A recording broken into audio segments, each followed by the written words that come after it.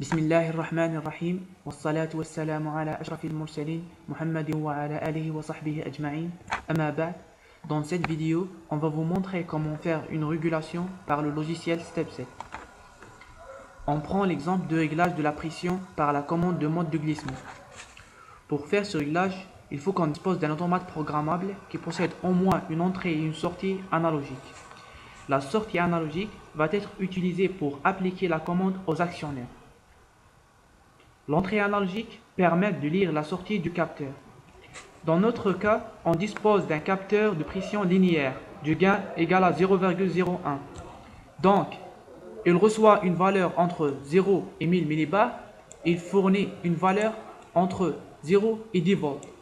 Donc, la tension de la sortie du capteur va être l'image de la pression réelle. Le module analogique de l'automate programmable possède un convertisseur analogique numérique qui permet au processeur de lire la valeur du capteur sous forme numérique.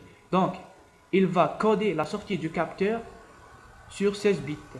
Cette valeur numérique va être lue à travers une variable périphérique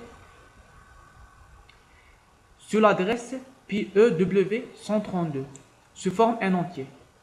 Donc, cette variable va varier entre 0 et 27648. Donc, elle fait correspondre 0 à 0 volts et 27648 à 10 volts. Donc, pour pouvoir manipuler la vraie valeur de la pression, il faut faire une mise à l'échelle. Donc, il faut faire correspondre 0 à 0 millibars et 27648 à 1000 millibars. Donc, la pression de périphérique va être une image de la pression réelle. Donc, pour pouvoir calculer la pression réelle, il faut appliquer cette expression. Donc, il faut multiplier la pression de périphérique fois 1000 et diviser par 27648. Pour faire ceci, ce n'est pas la peine de vous inquiéter.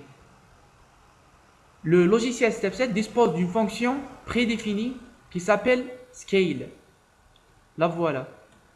Donc, vous allez sur la bibliothèque, vous choisissez TES7 Converting Block et vous trouvez cette fonction ici qui s'appelle F605.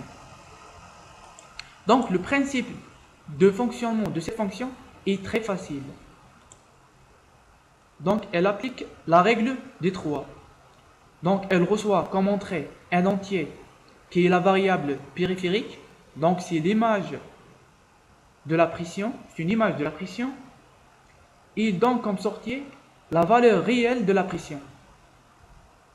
Donc, mais à condition, il faut donner la valeur minimale et maximale de la pression réelle, high limit et low limit. Il y a une autre variable qui s'appelle bipolaire.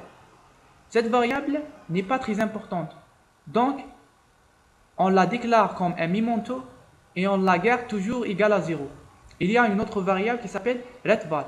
Cette variable va vous indiquer s'il y a un dépassement de 10 volts. Si par exemple le capteur nous donne une valeur supérieure à 10 volts, donc il va vous indiquer le chiffre 8 ici. Après de la pression, on passe maintenant à la régulation. On va utiliser un régulateur PID prédéfini dans le logiciel StepSet. Pour pouvoir utiliser ce bloc fonctionnel, il suffit d'aller sur Bibliothèque, PID Control Blocks, et le voilà, FB41. Pour l'utiliser, il suffit de le glisser dans le réseau et le générer. Maintenant, on va saisir le bloc de données correspondant. Et il ne reste qu'à remplir les paramètres du régulateur. Ce régulateur doit être appelé avec des périodes constantes. La raison est que ce régulateur utilise des intégrations et des dérivations numériques qui nécessitent un temps d'échantillonnage fixe. Pour faire ceci, il suffit de l'appeler dans un bloc d'alarme cyclique.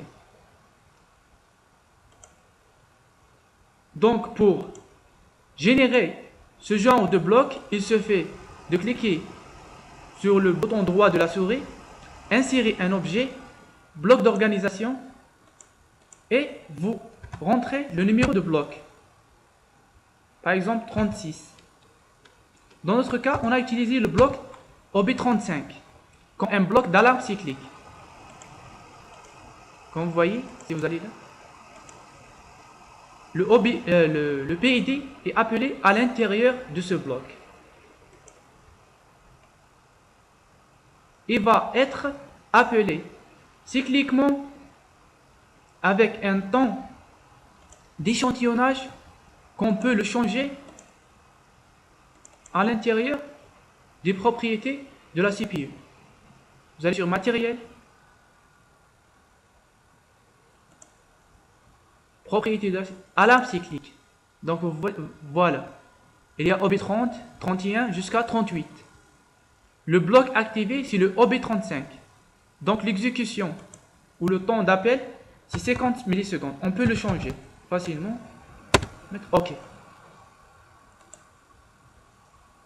Donc, on ne va pas enregistrer les modifications. Voilà.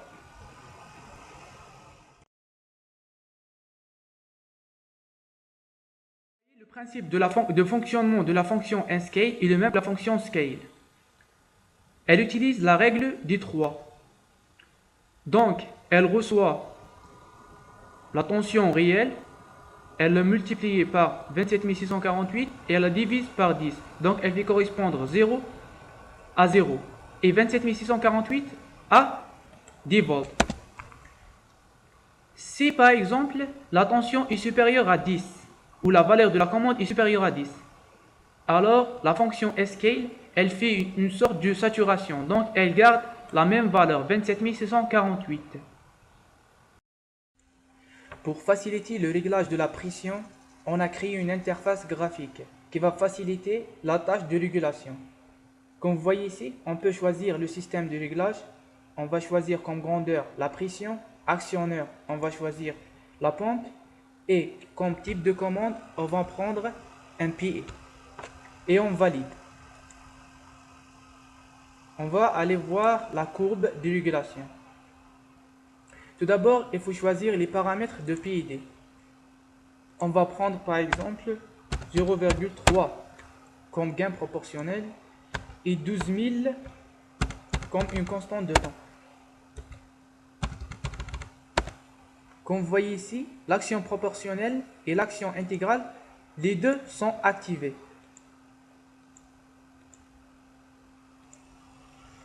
Et on démarre la régulation. On donne une consigne de 300 millibars et vous verrez.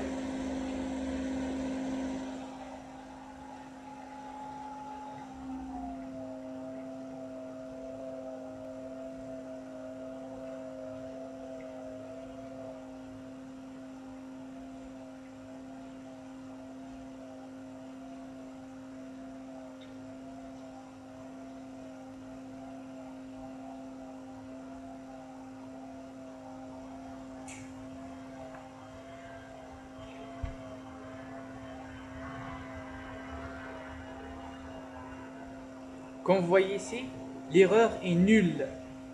Donc, est une commande